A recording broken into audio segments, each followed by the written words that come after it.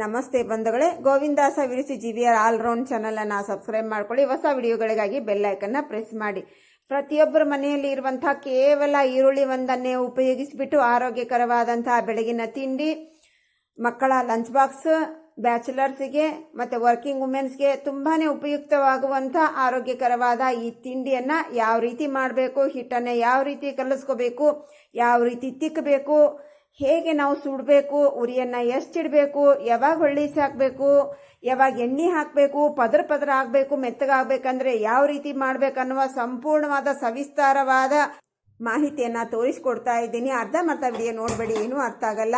5-6 ನಿಮಿಷದ ವಿಡಿಯೋದ ಬಂಧುಗಳೇ ಪೂರ್ತಿಯಾಗಿ ನೋಡಿ. ಬನ್ನಿ ರೆಸಿಪಿ ಶುರು ಮಾಡೋಣ. ಇದಕ್ಕೆ ಸ್ವಲ್ಪ ಮಸಾಲೆಯನ್ನು ರೆಡಿ ಮಾಡ್ಕೋಬೇಕು. ಅದಕ್ಕೆ ಗ್ಯಾಸನ್ನು ಹಚ್ಬಿಟ್ಟು ದಪ್ಪ ತರದ ಪಾತ್ರೆಯನ್ನು ಇಟ್ಕೊಂಡೆ 1 ಸ್ಪೂನಷ್ಟು ಧನಿಯಾ ಕಾಳು, ಅರ್ಧ ಸ್ಪೂನಷ್ಟು ಕಾಳು ಮೆಣಸನ್ನು ಹಾಕ್ಕೊಂಡು ಲೋ ಫ್ಲೇಮ್ನಲ್ಲೇ 50% ಫ್ರೈ ಮಾಡಿಕೊಂಡು 1 ಸ್ಪೂನಷ್ಟು ಜೀರಿಗೆಯನ್ನು ಹಾಕ್ಕೊಂಡು ಗರಿ ಗರಿ ಆಗೋವರೆಗೆ, ಅಂದರೆ ಸ್ವಲ್ಪ ಹೊಂಬಣ್ಣ ಬರುವಾಗೆ, ಲೈಟ್ ಹೊಂಬಣ್ಣ ಬರಬೇಕು, ಅಷ್ಟು ಫ್ರೈ ಮಾಡ್ಕೋಬೇಕು. ಇವಾಗ ಗ್ಯಾಸನ್ನು ಆಫ್ ಮಾಡ್ಕೊಂಡು ಇವಾಗ ಅದೇ ಜಳಕ್ಕೆ ನೋಡ್ರಿ ನಮಗೆ ಗೋಲ್ಡನ್ ಬ್ರೌನ್ ಕಲರ್ ಆಗುತ್ತೆ ಈ ನಮ್ಮ ಮಸಾಲೆ.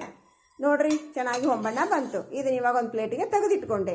ಇವಾಗ ಅದೇ ಪಾತ್ರೆಯಲ್ಲಿನೇ 1 ಸ್ಪೂನಷ್ಟು ಎಣ್ಣೆಯನ್ನು ಹಾಕ್ಕೊಂಡು 8 ಒಣ ಮೆಣಸಿನ್ಕಾಯನ್ನು ಹಾಕ್ಕೊಂಡು ಇದನ್ನು ಲೋ ಫ್ಲೇಮ್ನಲ್ಲಿ ಸ್ವಲ್ಪ ಗರಿ ಗರಿ ಆಗೋವರೆಗೆ ಫ್ರೈ ಮಾಡ್ಕೋಬೇಕು. ಬಂಧುಗಳೇ, ಮೆಣಸಿನ್ಕಾಯನ್ನು ತಗೋಬೇಕಾದ್ರೆ ನೀಟಾಗಿ ಕ್ಲೀನ್ ಮಾಡಿಕೊಂಡೆ ಫ್ರೈ ಮಾಡ್ಕೊಳ್ಳಿ. ಇವಾಗ ಅದೇ ಮಸಾಲೆ ಹಾಕಿರುವ ಪಾತ್ರೆಯಲ್ಲಿ ಎತ್ತಿಟ್ಕೊಂಡೆ.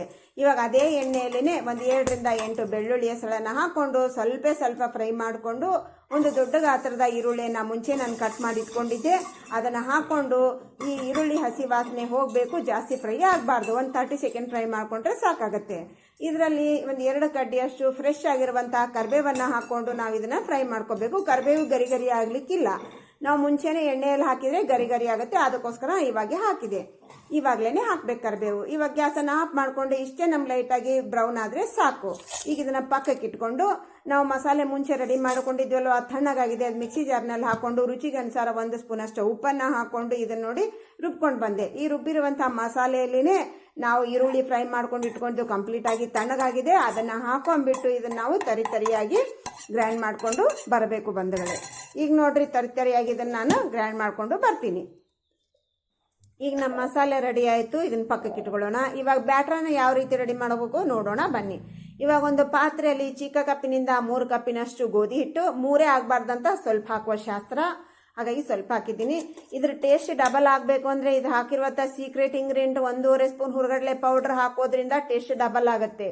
ನಂತರ ನಾವು ಮಾಡ್ಕೊಂಡಿರುವಂಥ ಮಸಾಲೆಯನ್ನು ಹಾಕ್ಕೊಂಡು 1/4 ಸ್ಪೂನಷ್ಟು ಅರಿಶಿಣವನ್ನು ಹಾಕ್ಕೊಂಡು ನೀಟಾಗಿ ಹಿಟ್ಟಿನಲ್ಲಿ ಮಿಕ್ಸ್ ಮಾಡಿಕೊಂಡೆ. ಅದು ನೀಟಾಗಿ ಮೊದಲು ಚೆನ್ನಾಗಿ ಮಿಕ್ಸ್ ಆದ ನಂತರ ಇದರಲ್ಲಿ ನಾವು ಮಿಕ್ಸಿ ಜಾರಿಗೆ ಹತ್ತಿತ್ತಲ್ಲ ಮಸಾಲೆ, ಅದರಲ್ಲಿ ಸ್ವಲ್ಪ ನೀರನ್ನು ಹಾಕ್ಕೊಂಡೆ. ನಂತರ ಸ್ವಲ್ಪನೇ ನೀರು ಚಿಮ್ಕಿಸ್ಕೊಂತ ನೀಟಾಗಿ ನಾವು ಹಿಟ್ಟನ್ನು ನಾದ್ಕೋಬೇಕು. ಎಷ್ಟು ಚೆನ್ನಾಗಿ ಹಿಟ್ಟನ್ನು ನಾವು ನಾದ್ತೀವಿ ಅಷ್ಟು ಚೆನ್ನಾಗಿರುವಂಥ ನಮ್ಮ ಈ ಪರೋಟ ಅನ್ಬೋದು, ಮಸಾಲ ಚಪಾತಿ ಅನ್ಬೋದು, ಯಾವುದಾದ್ರೂ ಅನ್ಬೋದು ಬಂಧುಗಳೇ ನೀವು. ಅದು ಅನ್ನೋದು ತುಂಬ ಮೃದುವಾಗುತ್ತೆ, ಪದರ ಆಗುತ್ತೆ, ಟೇಸ್ಟ್ ಕೂಡ ಚೆನ್ನಾಗಾಗುತ್ತೆ. ಈಗ ನೋಡ್ರಿ ನೀಟಾಗಿ ನಾವು ಹಿಟ್ಟನ್ನು ಕಲಿಸ್ಕೊಂಡು ಆಯಿತು. ಈಗ ಇದ್ರ ಮೇಲೆ ಕೆಳಗೆ ಸ್ವಲ್ಪ ಎಣ್ಣೆಯನ್ನು ಹಚ್ಚಿಬಿಟ್ಟು ಇದನ್ನು ಒಂದು 10 ನಿಮಿಷ ಮುಚ್ಚಿಡೋಣ. ಈಗ 10 ನಿಮಿಷ ಆದ ನಂತರ ನಾನು ನಿಮಗೆ ತೋರಿಸ್ತಿದ್ದೀನಿ. ನೋಡ್ರಿ ಪರ್ಫೆಕ್ಟ್ ಆಗಿರುವಂಥ ನಮ್ಮ ಈ ಪರೋಟ ಇಲ್ಲ ಮಸಾಲೆ ಚಪಾತಿ ಬ್ಯಾಟರ್ ರೆಡಿ ಆಯಿತು. ಇದನ್ನು ತಿರ್ಗಾ ಎಣ್ಣೆ ಹಚ್ಕೊಂಡು 1-2 ನಿಮಿಷ ನೀಟಾಗಿ ನಾದ್ಕೊಂಡೆ. ಈಗ ನೋಡ್ರಿ ನಾವು ಉಳ್ಳಿಯನ್ನು ಯಾವ ರೀತಿ ಮಾಡ್ಕೋಬೇಕು, ಇನ್ನು ಯಾವ ರೀತಿಯಾಗಿ ನಾವು ಪರೋಟ ಇಲ್ಲ ಬ್ರೇಕ್ಫಾಸ್ಟು ಇಲ್ಲ ಮಸಾಲೆ ಚಪಾತಿಯನ್ನು ಯಾವ ರೀತಿ ಪ್ರಿಪೇರ್ ಮಾಡ್ಕೋಬೇಕು ಅನ್ನೋದು, ಯಾವ ರೀತಿ ತಿಕ್ಕಬೇಕು ಅನ್ನೋದನ್ನು ತೋರಿಸ್ತಾ ಇದ್ದೀನಿ ಇವಾಗ. ಈಗ 1 ಉಳ್ಳಿಯನ್ನು ತಗೊಂಡು ನಾನು ಒಣ ಹಿಟ್ಟು ಗೋಧಿ ಹಿಟ್ಟಿನಲ್ಲೇ ಹೀಗೆ ಡಿಪ್ ಮಾಡಿಕೊಂಡು ಈಗ ನೋಡ್ರಿ ಯಾವ ರೀತಿ ತಿಕ್ಕಬೇಕು ಅನ್ನೋದನ್ನು ನೋಡ್ಕೊಳ್ಳಿ. ಹೀಗೆ ಒಂದೇ ಡೈರೆಕ್ಷನ್ನಲ್ಲಿ ನಾವು ತಿಕ್ಕೋದ್ರಿಂದ ಏನಾಗುತ್ತೆ, ನಮಗೆ ಜಾಸ್ತಿ ಬಲ ಬೀಳಲ್ಲ, ಅದಕ್ಕೆ ಅದು ಫ್ಲಫಿ ಆಗುತ್ತೆ, ಪದರ ಆಗುತ್ತೆ ಬಂಧುಗಳೇ, ಸ್ಮೂತ್ ಆಗುತ್ತೆ ಹೀಗೆ ತಿಕ್ಕೋದ್ರಿಂದ. ಜಾಸ್ತಿ ಬಲ ಹಾಕಿ ತಿಕ್ಕಬಾರ್ದು ನಾವು. ಈಗ ನೋಡ್ರಿ ಸ್ವಲ್ಪ ಒಂದು ಚಿಕ್ಕ ಚಪಾತಿಯಷ್ಟು ತಿಕ್ಕೊಂಡು ಅದರಲ್ಲಿ 1 ಸ್ಪೂನಷ್ಟು ಎಣ್ಣೆಯನ್ನು ಹಾಕ್ಕೊಂಡು ಪೂರ್ತಿಯಾಗಿ ಸ್ಪ್ರೆಡ್ ಮಾಡಿಕೊಂಡು ಅದನ್ನು ಮತ್ತೊಂದು ಫೋಲ್ಡ್ ಮಾಡಿಕೊಂಡೆ. ಇದ್ರ ಮೇಲೆ ಸ್ವಲ್ಪ ಎಣ್ಣೆಯನ್ನು ಹಾಕ್ಕೊಂಡು ಸ್ಪ್ರೆಡ್ ಮಾಡಿಕೊಂಡು ಸ್ವಲ್ಪ ಒಣ ಹಿಟ್ಟನ್ನು ಗೋಧಿ ಹಿಟ್ಟನ್ನೇ ಹಾಕಿದೆ, ಮತ್ತೆ ಫೋಲ್ಡ್ ಮಾಡಿಕೊಂಡೆ. ಇದೇನಾಯ್ತು ಅಂದರೆ ತ್ರಿಭುಜ ಆಯಿತು. ಇವಾಗ ಯಾವ ರೀತಿಯಾಗಿ ನಾವು ತಿಕ್ಕಬೇಕು ಇಲ್ಲಿ ನೋಡ್ರಿ, ಇದೇ ತ್ರಿಭುಜ ಆಕಾರನೇ ನಾವು ತಿಕ್ಕೊಂತಾನೆ ಹೋಗಬೇಕು. ನಾವು ಗುಂಡಕ್ಕೆ ಮಾಡ್ತಾ ಇಲ್ಲ, ಇದನ್ನು ತ್ರಿಭುಜ ಆಕಾರನೇ ತಿಕ್ತಾ ಇದ್ದೀನಿ, ಆದರೆ ಇದನ್ನು ಕಟ್ಟು ಮಾಡ್ತಾ ಇಲ್ಲ. ಇದು ಹೇಗಿದೆ ಹಾಗೇನೇ ತಿಕ್ತಾ ಹೋದರೆ ನೋಡ್ರಿ ನಮಗೆ ತ್ರಿಭುಜನೇ ಆಗುತ್ತೆ ಬಂಧುಗಳೇ. ತುಂಬಾ ರುಚಿಯಾಗಿರುತ್ತೆ, ವೆರೈಟಿ ಆಗಿರುತ್ತೆ, ನೋಡ್ಲಿಕ್ಕೆ ಕೂಡ ತುಂಬಾ ಚೆನ್ನಾಗಿರುತ್ತೆ, ಮಕ್ಕಳು ಕೂಡ ಇಷ್ಟಪಡ್ತಾರೆ. ನಾವು ಲಂಚ್ ಬಾಕ್ಸಿಗೆ ಒಯ್ಯಬೇಕು ಅಂತಂದ್ರೂ ಕೂಡ ಒಂದು ವೆರೈಟಿ ಆಗಿರುತ್ತೆ ಡಿಸೈನು. ನೋಡ್ಲಿಕ್ಕೆ ಕೂಡ ಚೆನ್ನಾಗಿರುತ್ತೆ. ಇದನ್ನು ಯಾವ ರೀತಿಯಾಗಿ ಸುಡಬೇಕಿನ್ನ ಇವಾಗ ತಿಕ್ಕೋದಾಯಿತು. ಗ್ಯಾಸನ್ನು ಹಚ್ಚಿಬಿಟ್ಟು ಮುಂಚೆ ನಾನು ಬಿಸಿ ಮಾಡಲಿಕ್ಕೆ ಇಟ್ಟಿದ್ದೆ ಹಂಚನ್ನು. ಈಗ ಬಿಸಿಯಾಗಿರುವ ಹಂಚಿನಲ್ಲಿ ಇದನ್ನು ಹಾಕಿಬಿಟ್ಟು ಲೋ ಫ್ಲೇಮ್ನಲ್ಲೇ ಒಂದು 30 ಸೆಕೆಂಡು ಮೇಲೆ ಸ್ವಲ್ಪ ಗುಳ್ಳೆ ಬರುವಾಗ ಹೊಳ್ಳಿಸಿ ಹಾಕಬೇಕು ಬಂಧುಗಳೇ. ಹೊಳ್ಳಿಸಿ ಹಾಕಿದ ನಂತರ 2 ಕಡೆ ಎಣ್ಣೆಯನ್ನು ಹಚ್ಚಿ ಇವಾಗ ಫ್ಲೇಮನ್ನು ಹಾಯಿ ಇಟ್ಟು ನೀಟಾಗಿ 2 ಕಡೆ ನಾವು ಹೊಂಬಣ್ಣ ಗೋಲ್ಡನ್ ಕಲರ್ ಬರುವಾಗೆ ನಾವು ಫ್ರೈ ಮಾಡ್ಕೋಬೇಕು ಬಂಧುಗಳೇ. ಇವಾಗ ನೋಡ್ರಿ, ಈ 3 ಟಿಪ್ಸ್ ಭಾಳನೇ ಅಂದರೆ ಭಾಳ ಇಂಪಾರ್ಟೆಂಟು. ನಾವು ಯಾವ ರೀತಿಯಾಗಿ ಮಸಾಲೆ ಮಾಡ್ಕೋಬೇಕು, ಯಾವ ರೀತಿಯಾಗಿ ಹಿಟ್ಟು ಕಲಿಸ್ಬೇಕು, ಯಾವಾಗ ನೀರು ಹಾಕಬೇಕು, ಯಾವಾಗ ಎಣ್ಣೆ ಹಾಕಬೇಕು, ಯಾವಾಗ ಫ್ರೈ ಮಾಡಬೇಕು, ಎಷ್ಟು ಉರಿ ಇಡಬೇಕು ಅನ್ನೋದು ತುಂಬ ಅಂದರೆ ತುಂಬಾ ಇಂಪಾರ್ಟೆಂಟ್ ಬಂಧುಗಳೇ. ಒಂದು ಮಿಸ್ ಮಾಡದೆ ಪೂರ್ತಿನ ನೋಡಿ ಬಂಧುಗಳೇ, ಅವಾಗ ಅರ್ಥ ಆಗುತ್ತೆ. ಇವಾಗ ಎಲ್ಲಾನು ರೆಡಿ ಆಯಿತು, ನಾವು ಸರ್ವ್ ಮಾಡಿದ್ದೀವಿ.